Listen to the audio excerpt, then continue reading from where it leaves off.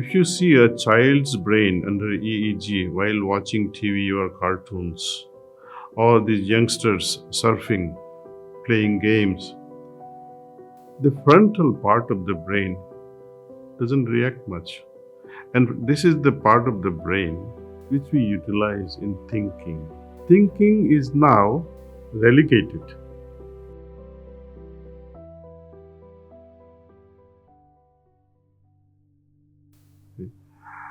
What is wrong with the knife?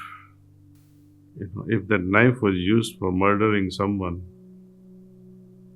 what is the fault of this knife? For example, phones. Right? To me, this digital platform is a blessing as well as a curse. There was a time in my village prior to 1980s where there were no TVs. Right?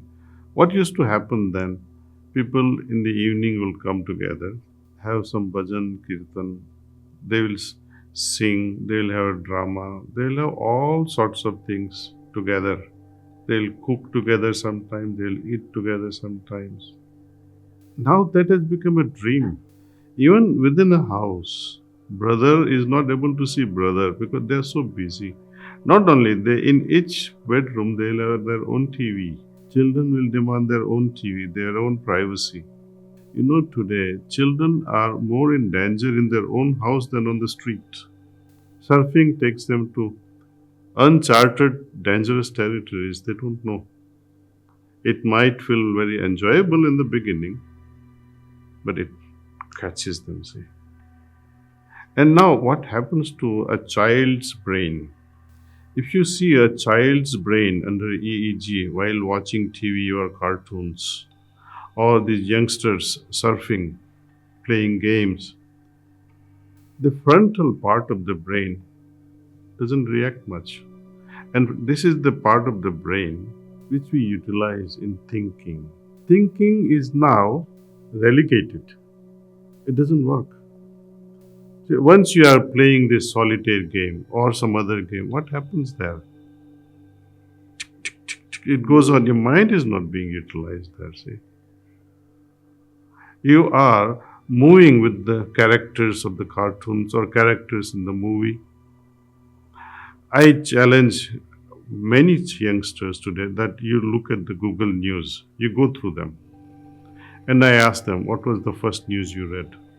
No one can tell me. They don't even understand the dangers of it because they don't want to know it. You see, what happened, I tell you one joke.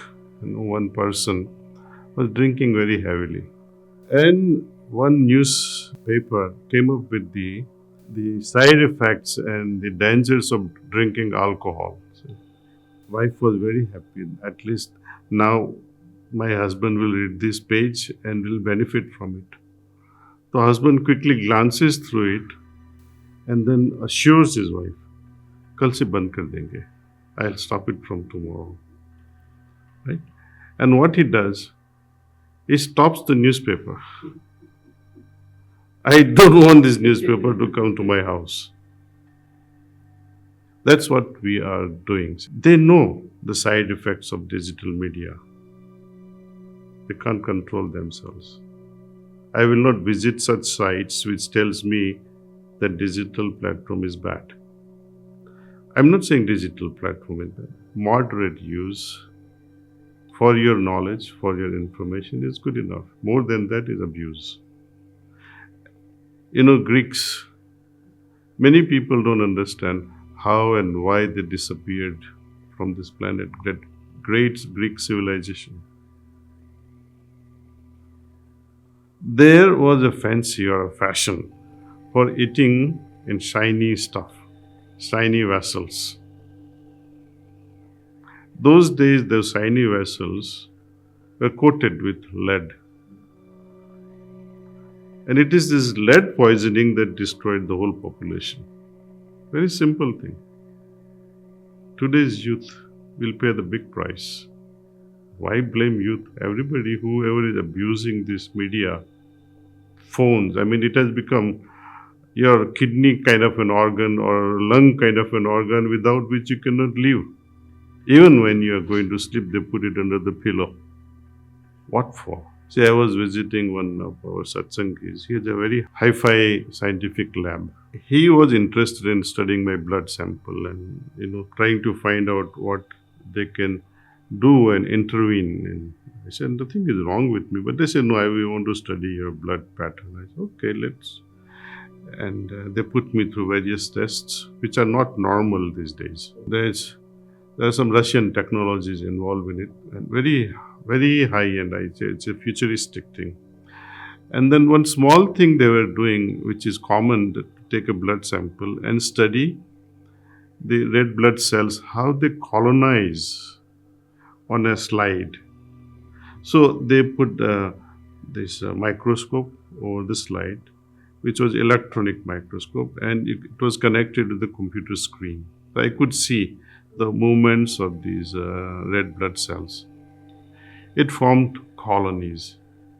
And suppose if you had a sickle cell anemia, it will form a particular type of colony.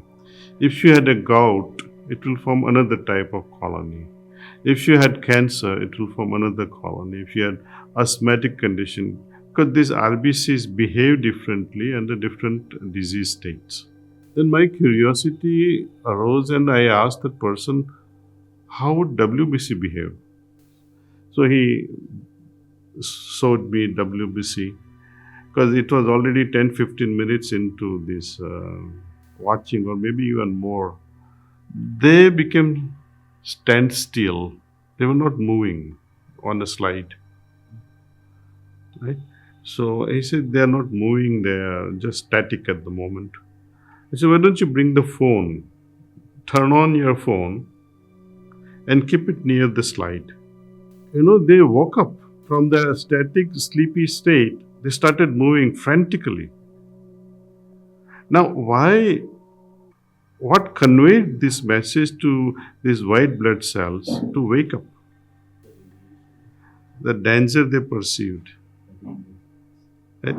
Once they felt threatened, they started moving to capture the danger. Because WBC's job is to capture the danger and get it out of the system. So I noticed that they woke up from nowhere. Suppose this danger continues and they're not able to pick that physical danger they usually pick. This is radiation. How are they going to pick the radiation and move it out of the system? So they will order more and more WBCs to be manufactured. And one day you'll get leukemia. Leukemia is where there is uncontrolled WBC proliferation. And many diseases like that. See, one of my friend, he uses his earphones. He had the phone in his pocket. And since he was an NRI, they have a long meeting, 2 hours long meeting, and he walks around this ashram with phone in his pocket. You know what happened after our long conversation? On his thigh, he had a red patch, iPhone patch like this, rectangle one. See? I say, you still don't want to abandon this phone? Why do you want to keep it on your body? Also, keep a bag. Put the phone in the bag and have the headphone. Doesn't matter that. At least reduce to some extent. Use it only when you must. Otherwise, why are you playing around with it? Very dangerous. And especially people who keep phones, directly attached to the body here or to the heart. It is going to affect your heart for sure. And more cases of reproductive aberrations, reproductive diseases are there today. More and more men with lesser and lesser sperm or weaker sperms is the direct results. One is laptop. You keep it on your lap. Those radiations affects your testicles. Similarly, women also. So it has a far-reaching impact on our health.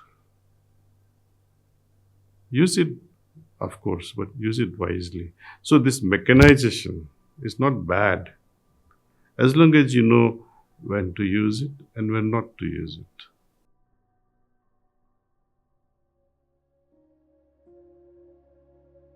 The world we live in is rapidly changing, and technology is becoming an integral part of our life. Children are growing up surrounded by screens, and it can be challenging to navigate this digital landscape. As parents and guardians, it is our responsibility to guide our children and help them make wise choices. It's not very difficult. Let's talk about some practical tips that can help connect with our children in this age of screens. To start with, set a good example. Remember that our children learn by observing us. If we are constantly glued to our screens, it sends a message that it is acceptable, it's okay. Be mindful of your own screen time and set a positive example for children. Establish screen-free zones and times. Create spaces in your home where screens are not allowed. For example, don't allow them on having these phones around and screen times around the dining table or bedrooms. Additionally, set specific times during the day when the whole family disconnects from screens and engages in meaningful conversations or activities together. Encourage outdoor activities and hobbies.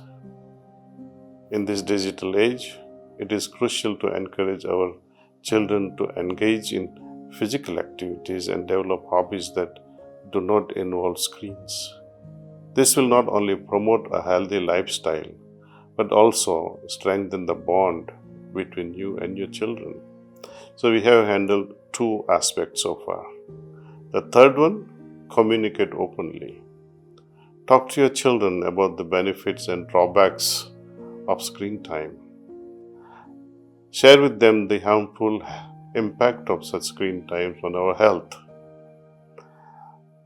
Ask them to do some experiments with some seeds.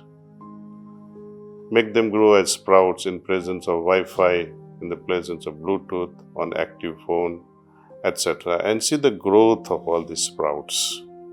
Encourage them to share their thoughts and feelings about the digital world. By fostering an open dialogue, you will build a trusting relationship that will allow your child to feel comfortable discussing their online experiences with you. Fourth, spend quality time together.